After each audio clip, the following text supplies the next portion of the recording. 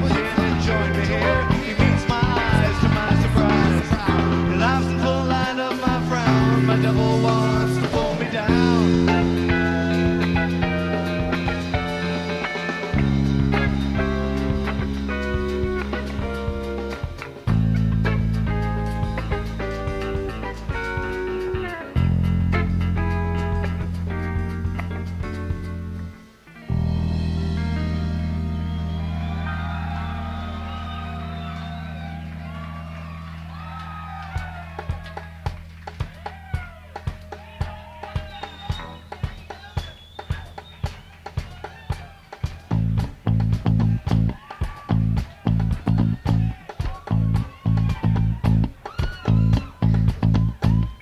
The woman was a dream I had, though rather hard to keep.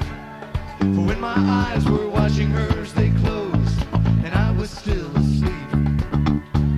For when my hand was holding hers, she whispered words and I awoke, and faintly bouncing round the room, the echo of whomever spoke. And I awoke, and faintly bouncing round the room, the echo of whomever spoke.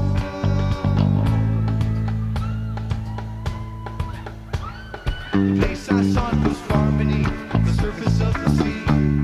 My sight was poor, but I was sure the sirens sang their song for me. They dance above me as I sink.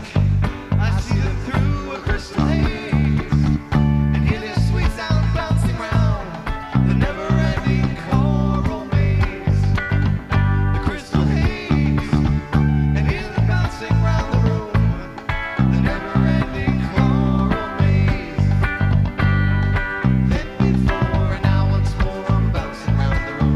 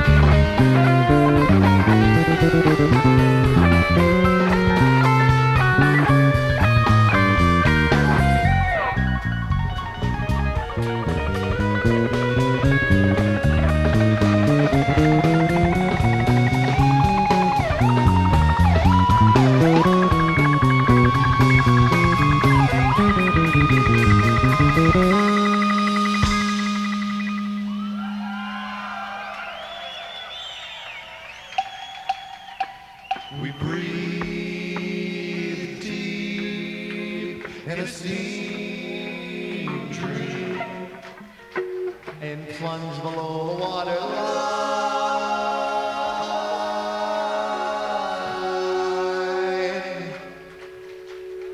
Down, down, down, down, down, down, between beams to the blue. Among the seaweed and the slime.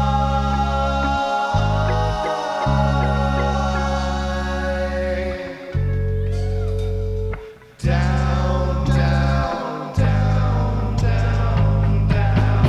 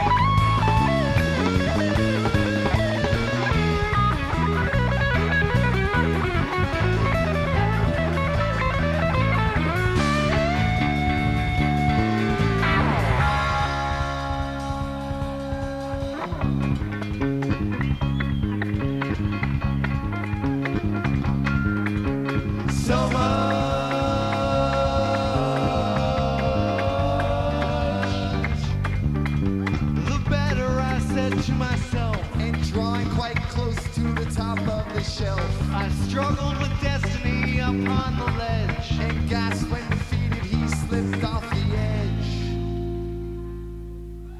and silence contagious in moments like these. Consume me and strengthen my will to appease. The passion that sparked me one terrible night, And shocked and persuaded my soul to ignite. and shocked and persuaded my soul to ignite, and shocked and persuaded my soul to ignite, and shocked and persuaded my soul to ignite, and shocked and persuaded my soul to ignite.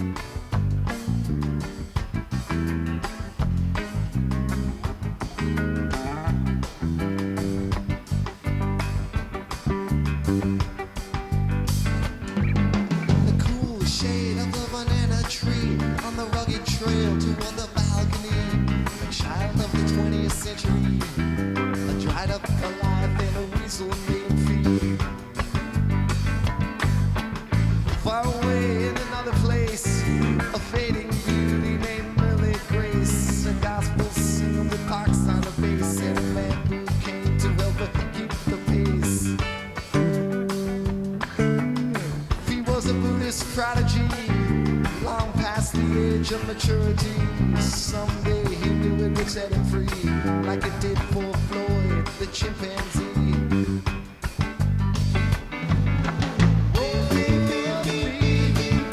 You're trying to live a life that's completely free. You're racing with the wind, you're flirting with death. So have a cup of coffee and catch your breath.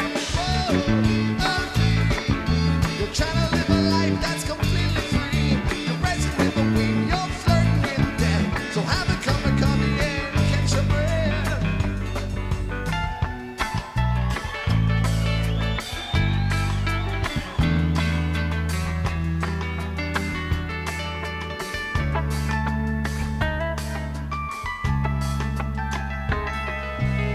He first met Millie in a bar in Peru. His heart was jumping like a kangaroo, like a beast in a cage in an old Dutch zoo. It was hopping and jumping in wooden shoes.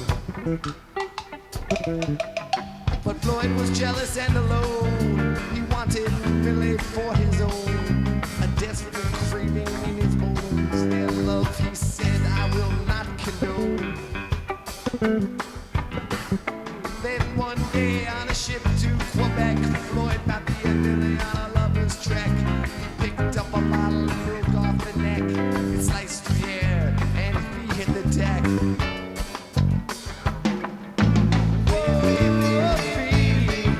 You're trying to live a life that's completely free. You wanna stay with Millie until you're dead, but you just got a bottle upside the head. You're trying to live a life that's completely free. You wanna stay with Millie until you're dead, but you just got a bottle upside the head.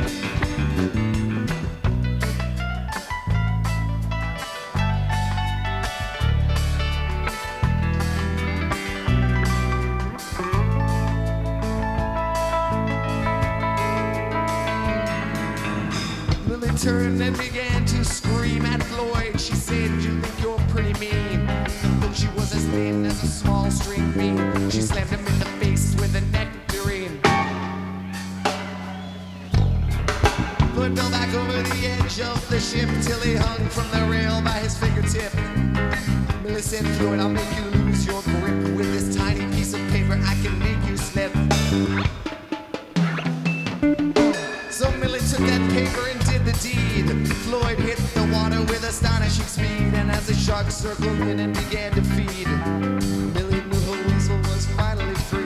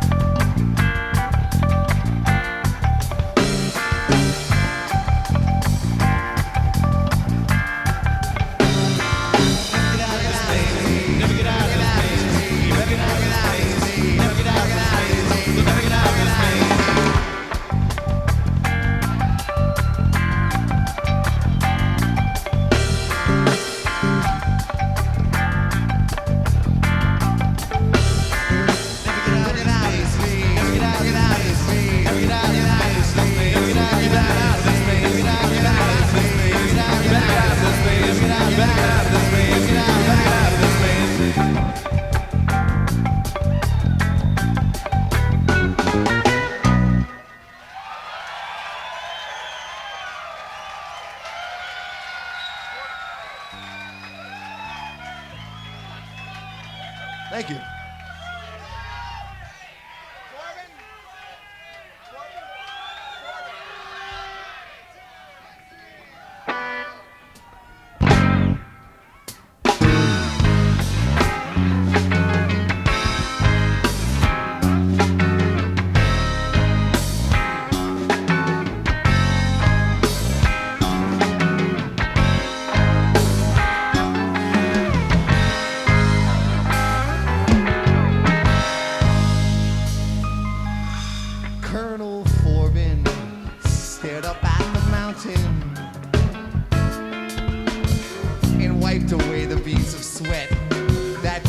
On his brow, his tired feet were buried in the quagmire, and his bloodshot eyes saw all that lay between him and fulfillment of his vow. And he felt his fingers wrapped around the knotted root and pull his body upwards.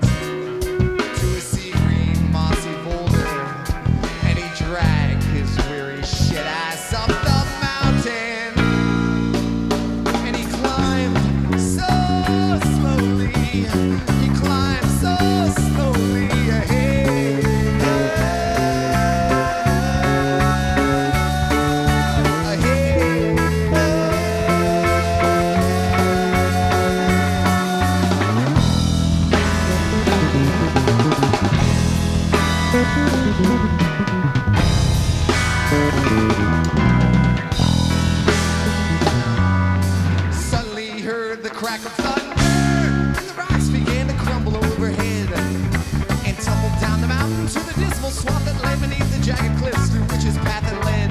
And the earth began to quake beneath his feet, and the mighty mountain changed before his eyes, and he stood amidst a sea of dust and rocks and stones cascading down the mountain, and 1,000 birds were headed for the sky. The sacred creed will be yours. If you wait till tomorrow, the sacred creed will be yours to devour, yours to seize and to obey.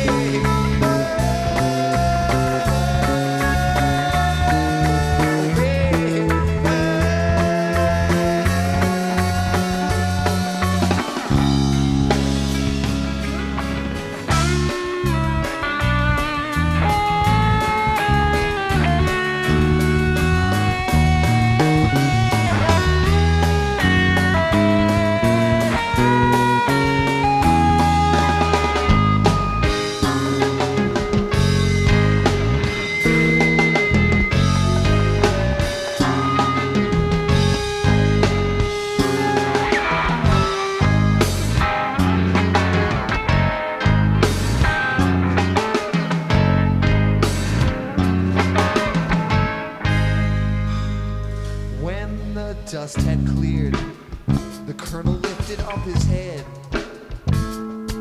and was driven to his knees by a blazing beam of light, and he saw the silhouette that stood before him, and he bowed in reverence, trembling in the shadow of the mighty legend's form.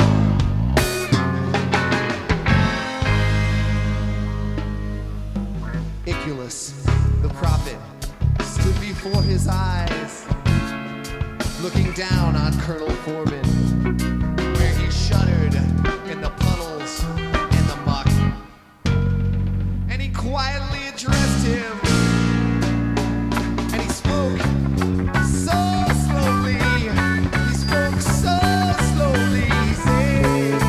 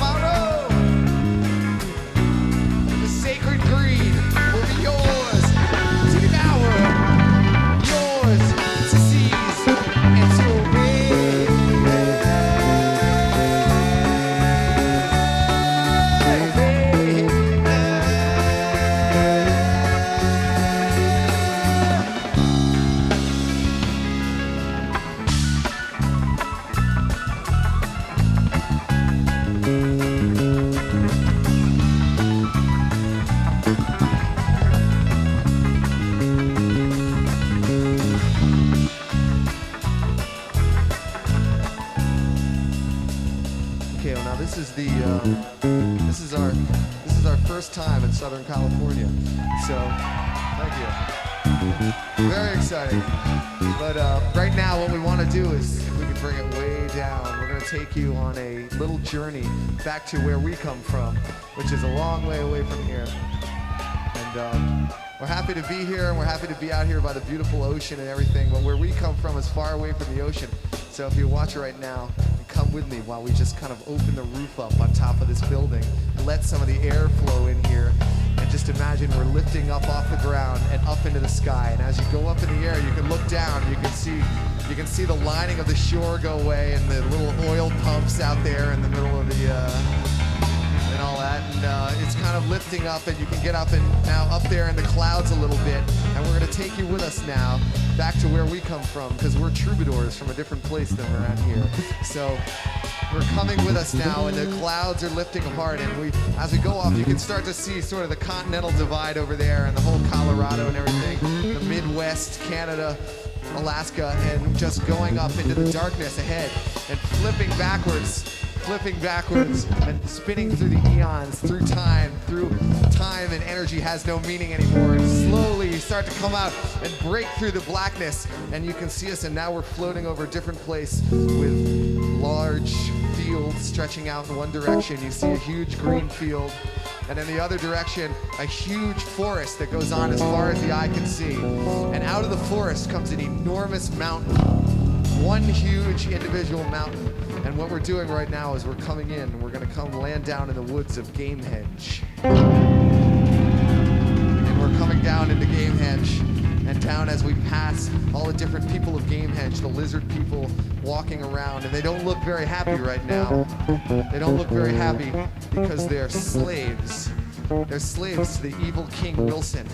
And we know that Gamehendge used to be a beautiful, serene place, everyone living in peace and harmony with nature. And the lizards used to live in peace and harmony with nature, and they had a book that taught them the ways of life, and it was called the Helping Friendly Book. And they would read the book every day, and it would give them all the knowledge inherent in the universe. And once a year, they would go out to the field, and they would climb out to this great black rhombus that floated in front of the field, and they would climb on top of it and pray to their God and thank their God for the beauty and serenity that they lived in. And they looked over and they saw their gods on top of the mountain. None of them actually ever saw the God, but they knew that thousands of years this God had lived up on the mountain taking care of them, because this was the great and knowledgeable Iculus.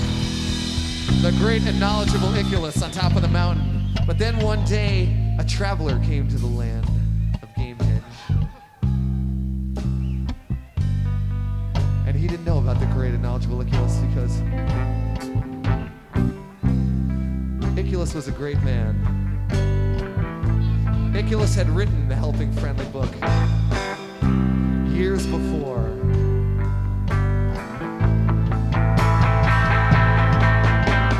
Written by the great and knowledgeable Iculus.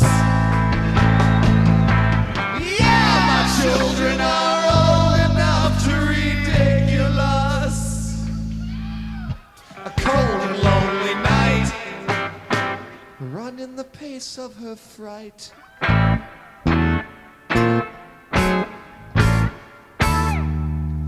look at her face tonight. So there was Iculus on top of the mountain, looking down at the people. And what he saw was a traveler walking through the woods. And the traveler came one day, and he walked, and he saw that these people were dependent on this book. So he took the book and he stole it from them, and he cut down all the trees in the middle of the beautiful forest, and he built a huge, ugly city, and he put the book in the top of his castle in the highest tower. And the lizard people didn't know how to live anymore because they didn't have this book. So they decided to form a revolution, and they were going to overthrow the evil King Wilson. So they got together, and they tried to do everything they could. They had Rutherford the Brave, and Tila, the beautiful Tila, was there, and Aaron Wolf, and all these other people getting together trying to overthrow the great and knowledgeable Iculus. but they were failing miserably. And suddenly one day another traveler came to Gamehendge, and his name was Colonel Foreman. And that's what I was just singing about a minute ago. Colonel Foreman came and he saw the revolutionaries and he said, you guys, it's hopeless. There's only one thing to do. There's only one thing left to do. I'm gonna climb up the mountain in the distance. I'm gonna climb to the top of the mountain and find the great and knowledgeable Iculus and ask him to save us from this predicament. So nobody's ever seen Iculus before. People believe in him, but they don't know if he really exists because nobody's been up this mountain. It's a huge mountain. And Colonel Foreman starts climbing up this mountain, and he's climbing and climbing for days and getting hungrier and hungrier and tired and tired, but he knows he has to go on. And finally gets up to this one peak, pulls himself up on top of the peak, and the whole mountain starts to vibrate. Boulders tumbling around his head, rocks falling down, trees, rocks, trees, boulders, rocks, trees, boulders, rocks, trees, boulders, rocks, trees, boulders. And then he looks up and he sees the great and knowledgeable Iculus looking down at him. And Iculus looks down at him and he says, Colonel Foreman, I am the great and knowledgeable Iculus, and I see how horrible the evil King Wilson is, and he's enslaved your people, and I'm going to give you one chance. I'm going to call on my friend, the famous mockingbird, to fly out of the sky and land on my shoulder, and I will tell the famous mockingbird to go to the castle of the evil King Wilson and steal the helping friendly book, helping Bentley Frook, and bring it back to the people of Gamehendge, and therefore you'll be able to know how to live in peace and harmony with nature. But he warns him that knowledge is not always good. If you have too much knowledge, it could be bad. So you better watch out when you get this book. But at any rate, you'll have to find that out in a different part of the story. But right now, off in the distance, there he is, the famous mockingbird.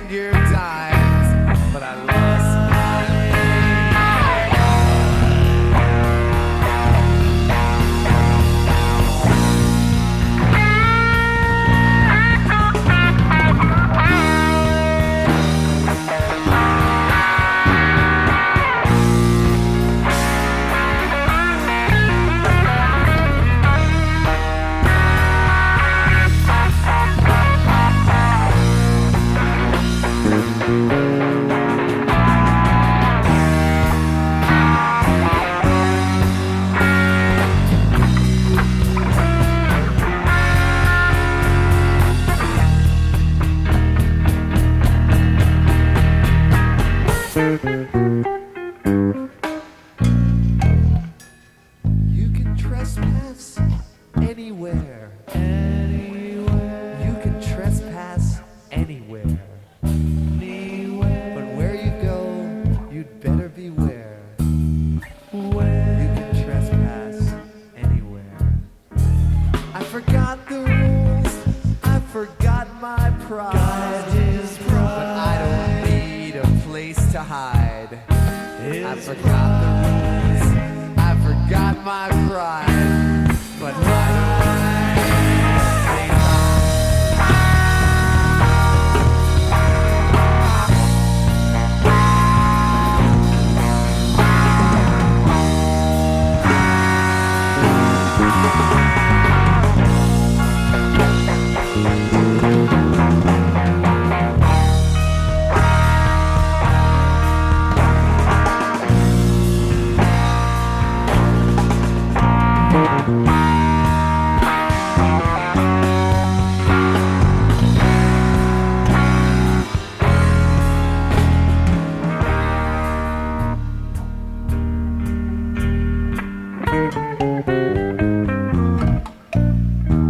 The stars in the sky are very bright. The stars in the sky are very bright. The stars, they really suck tonight. The stars in the sky are very bright. And I don't care if the world explodes. I don't care if the world explodes. You can save the whales, you can save the toads. But I don't care.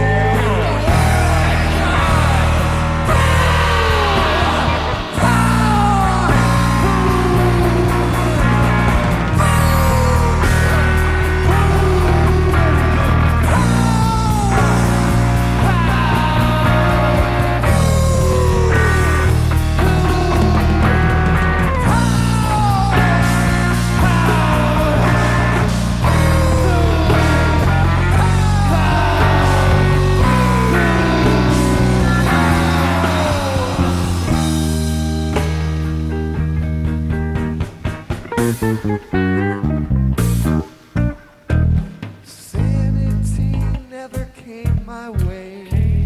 Sanity never came my way.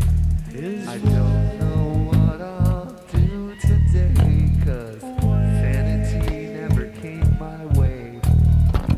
Lost my mind just a couple of times. Lost my mind just a couple of times. You can spend your nickels, you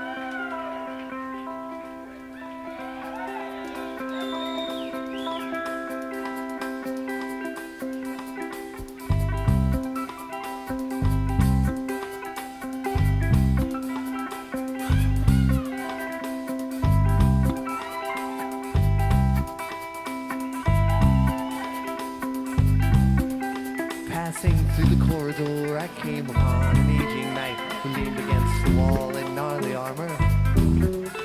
He was on his way to see the king. Wilson, Wilson, Wilson. He led me through the streets of Prussia talking as he tried to crush a bug that scurried underneath his wheel. He said there was a place where we should go. So he led me through the forest to the edge of a lagoon by which we wandered till we reached a lovely spring. The night grew very quiet as we stood there. He lifted up his visor and he turned to me and he began to sing. He said, I come from the land of darkness. He said, I come from the land of doom. He said, I come from the land of Gamehendge, from the land of the big baboon. But I never remember going back there, and I couldn't if I tried. I come from the land of lizards, and the lizards they have died, and the lizards they have died, and the lizards they have died, and the lizards they have.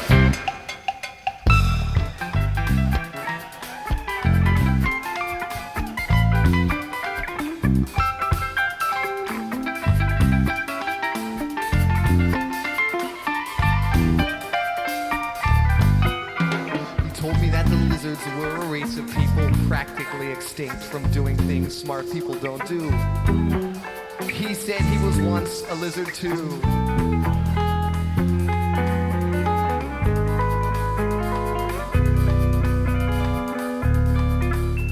His name was Rutherford the Brave, and he was on a quest to save his people from the fate that lay before them. Their clumsy end was perilously near. The lizards would be saved, he said, if they could be enlightened by the writings of the helping friendly book. In all of Prussia, only one existed, and Wilson had declared that any person who possessed it was a crook. He said, I come from the land of darkness. He said, I come from the land of doom. He said, I come from the land of Gamehendge, from the land of the big baboon. But I never ever going back there, and I couldn't if I tried. He said, I come from the land of lizards, and the lizards they have died, and the lizards they have died, and the lizards they have died, and the lizards they have.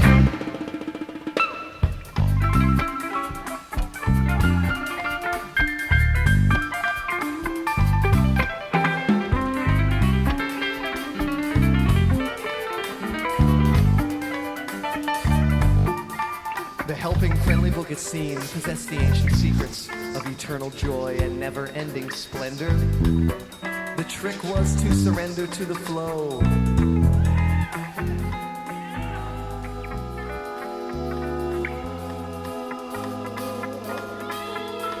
Walked along beneath the moon, he led us through the bush till soon. We saw before our eyes a raging river. He said we can swim it if we try. And saying this the night opened, forgetting that his suit of arms would surely weigh him down, and so he sunk. And as his body disappeared before me, I bowed my head in silence and remembered all the thoughts that he had done. He said, I come from the land of darkness. He said, I come from the land of doom. He said, I come from the land of Gamehendge, from the land of the big baboon. But I never ever going back there, and I couldn't if I tried. He said, I come from the land of lizards, and the lizards they have.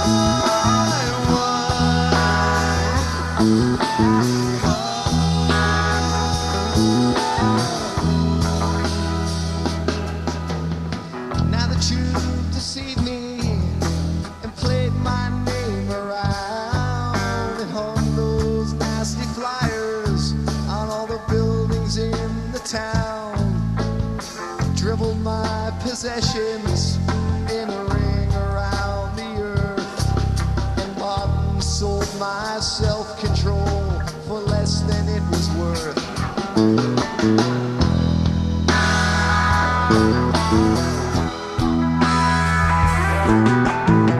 Now I know the reason that I'm feeling so forlorn.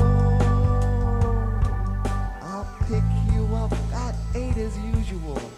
Listen for my horn.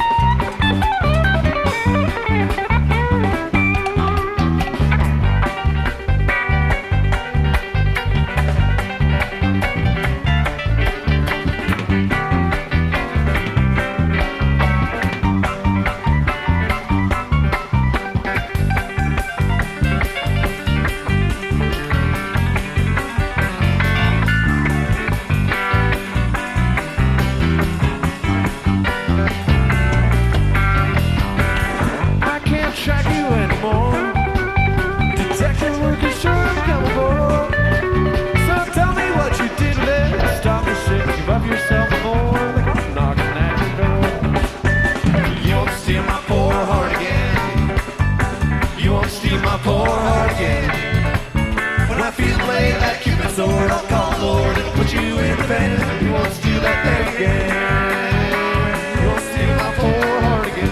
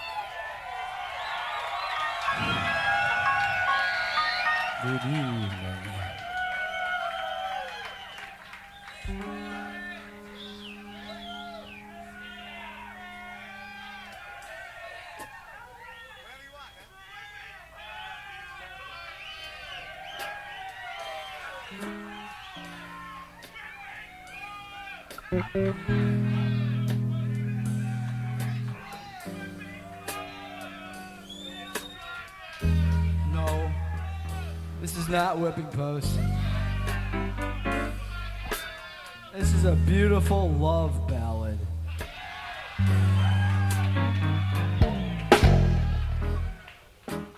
And it's written by Sid Barrett.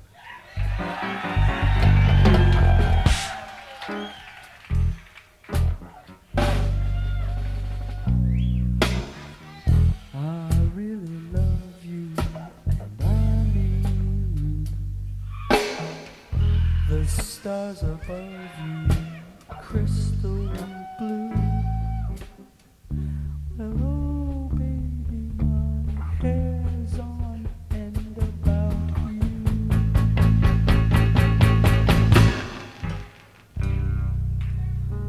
I shouldn't see you, though I love to. I fly above you, yes I do. But oh baby, my hair's on end about you.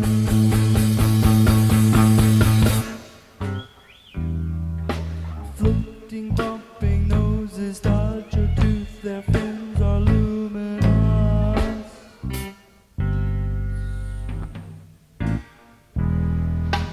Things around the glamour's dark below, the bowl is hiding all the sunlight's good for us. 'Cause we're the fishes and all we do, but move about is all we do. Oh baby, my hair's on and about.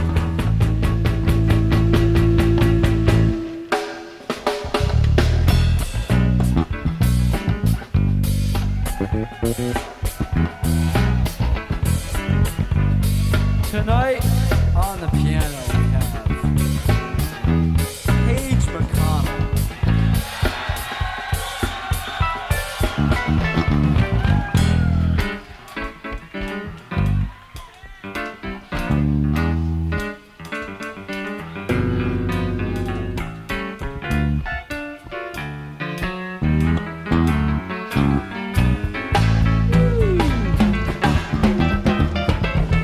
And on the bass guitar, Mr. Michael Gordon.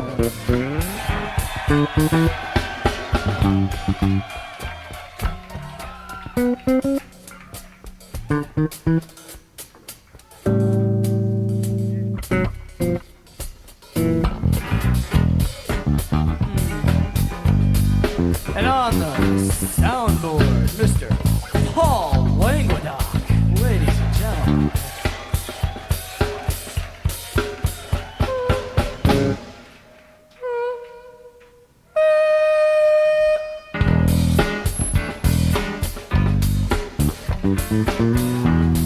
And on the monitor board, Mr. Peter Shaw, otherwise known as. And on the drums,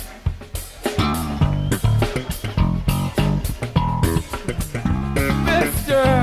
Trey Anastasio.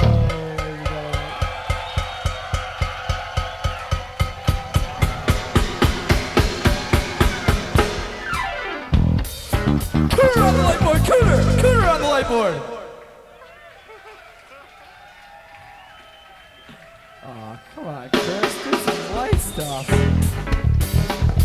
Alright, okay. We have one more, man. No, two more. But we're not going to introduce them tonight.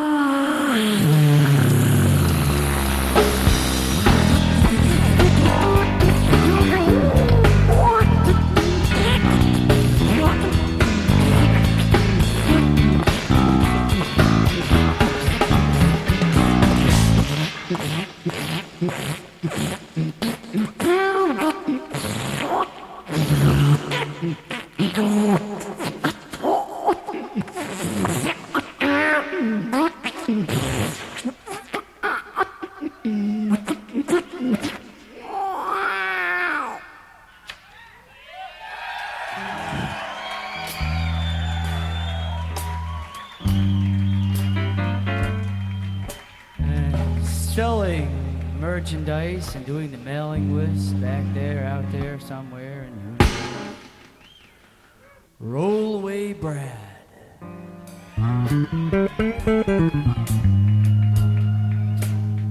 And our road manager, King Landru.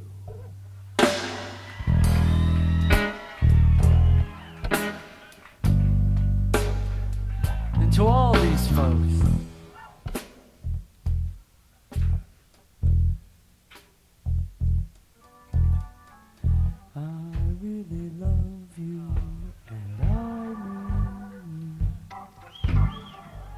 the stars above you, crystal blue. Oh, baby, my hair's on and about.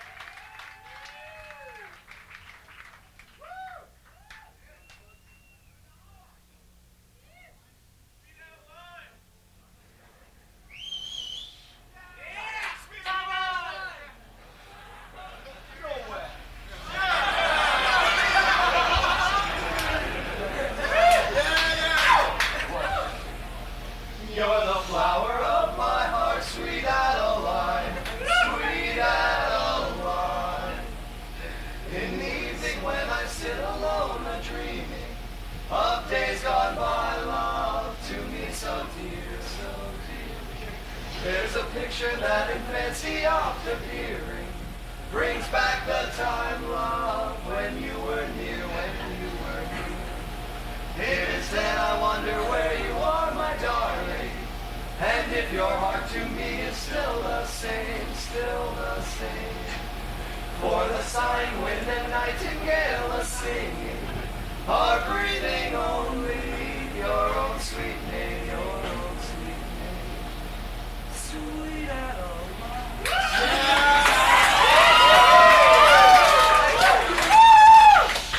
My Adeline. My Adeline. At night, dear heart. At night, dear heart. For you are mine. For you are mine. In all my dreams. In all my dreams.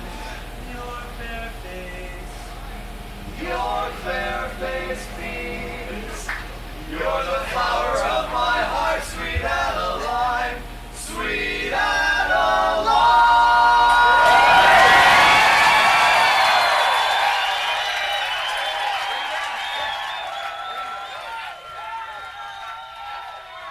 Thank you.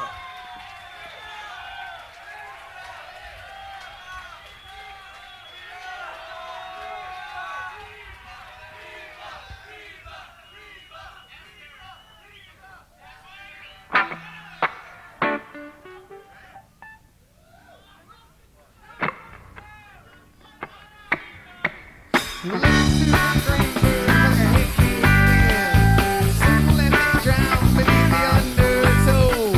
You better put that woman in the loony bin. 'Cause you know I'd really like to be a part of her show. Suzy's an artist, explains quite a lot. An artist she may be, but a genius she's not. Says she wants to be a sociologist, but you better first get checked by a neurologist.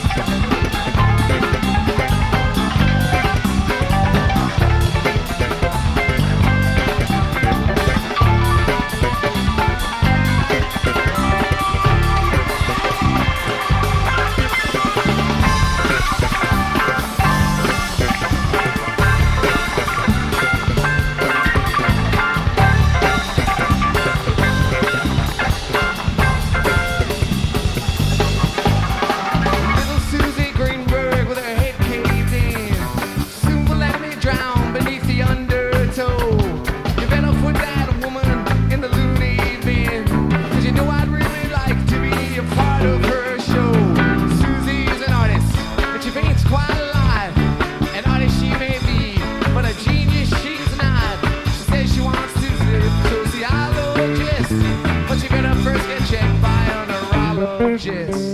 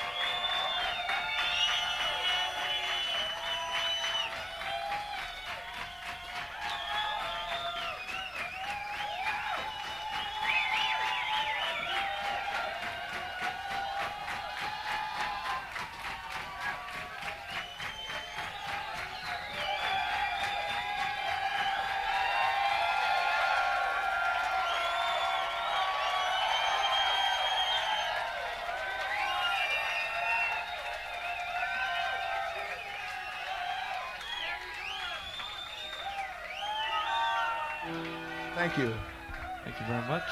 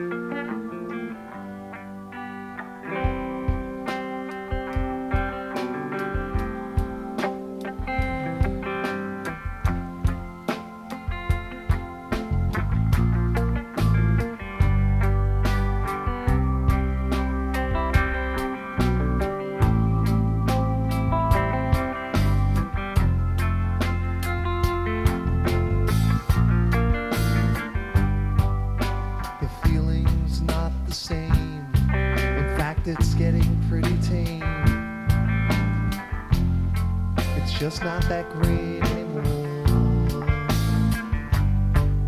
I guess I'll go outside and flag a weasel for a ride. Take it on down to the shore, wallowing in fear. The days and weeks that you're not here was all the waiting in vain. The day that you arrived, my sleeping monkey is revived. But you sent him home on the train. Home on the train. Why'd you send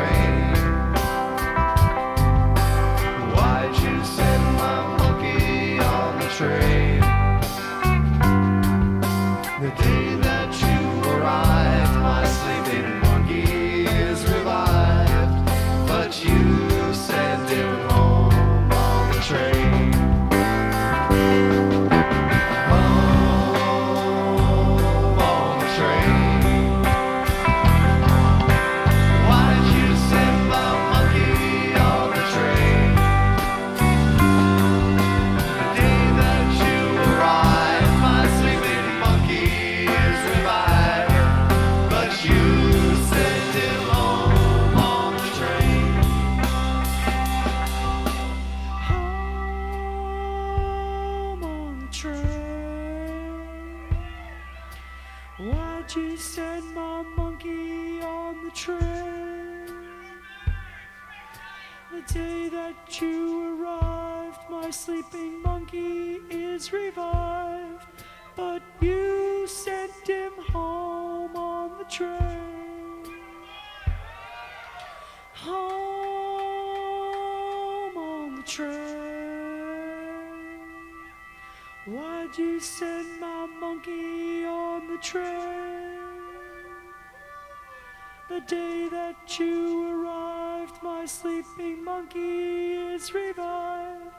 But you sent him home on the train.